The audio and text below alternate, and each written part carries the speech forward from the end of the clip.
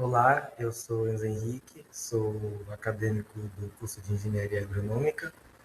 Estou cursando o quinto período e agora eu vou falar um pouco sobre insetos praga na cultura da mandioca. E agora eu vou falar um pouco sobre as pragas primárias, né, da mandioca, como por exemplo a mandorová, que é uma mariposa, né? Ela tem o seu ciclo de vida, que é um inseto holometábulo, então ela possui ovo, lagarta, que é a larva no caso, ninfa e o adulto. O dano causado por ela é a desfolha, né? A desfolha severa da folha da mandioca. Tem o seu ciclo de vida em torno de 32 a 49 dias e é um inseto que bota ovos, bota bastante ovos, né? Aqui a gente pode observar, né, bastante o dano causado pela mandorová, que é a desfolha severa. Consequentemente, a planta não consegue fazer a fotossíntese e fazer a distribuição dos fotoassimilados para poder ter um melhor desenvolvimento das raízes, né? Já para fazer o controle, né, da mandarová, é utilizado os grupos químicos como, por exemplo, os peritroides, que são beta-ciflotrina e zeta-cipermitrina, que agem, né, no sistema nervoso da lagarta. Também é utilizado também reguladores de crescimento também e controle biológico, como vespas parasitas. Agora eu vou falar um pouco também sobre a mosca dos brotos. A mosca do broto, né, é uma mosca, ela é um inseto holometábulo.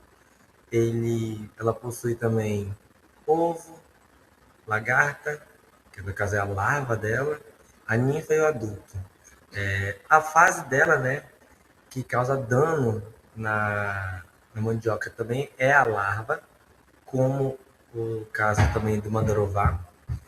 O dano causado é na gema apical da planta, o que, consequentemente, a larva vai consumir as folhas, que são folhas novas, são folhas macias e mais saborosas para a lagarta, para a larva, e, consequentemente, ela vai acabar danificando a gema apical. Isso que ela danifica a gema apical faz com que a planta interrompa o seu crescimento vertical, né?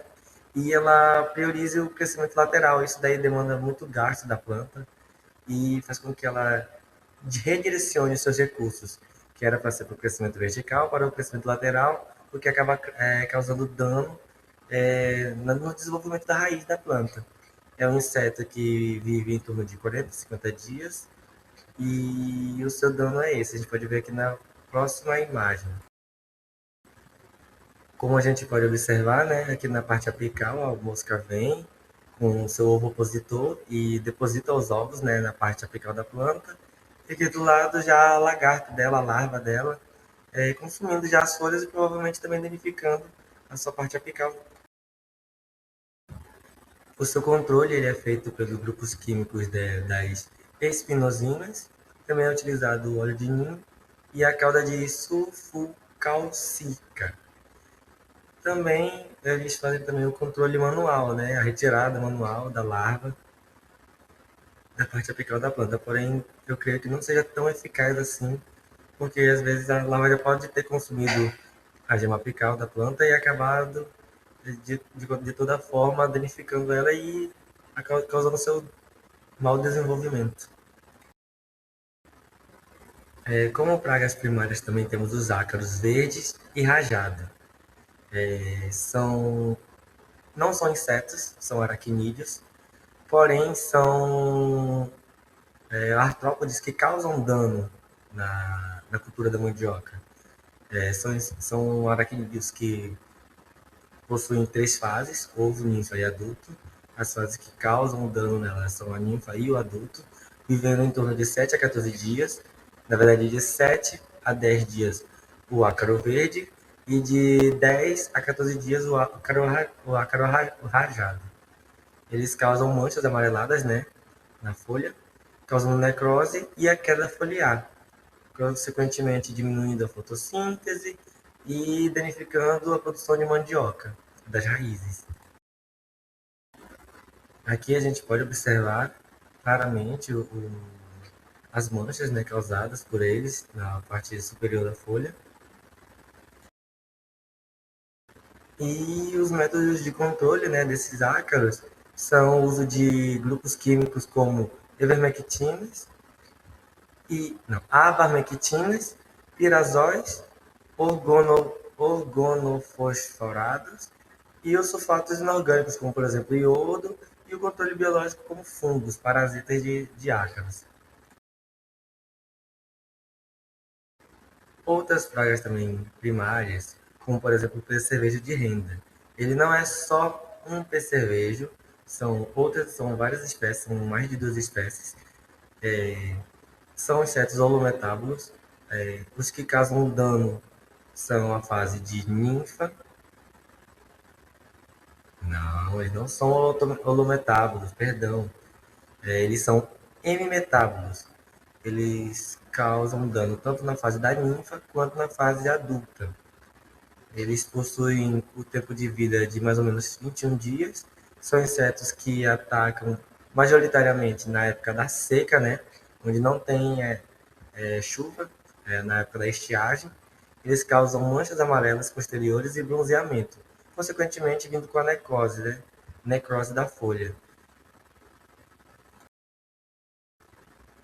Aqui a gente pode observar o dano causado por ele, né? A gente pode ver as manchas, o dano foliar severo causado.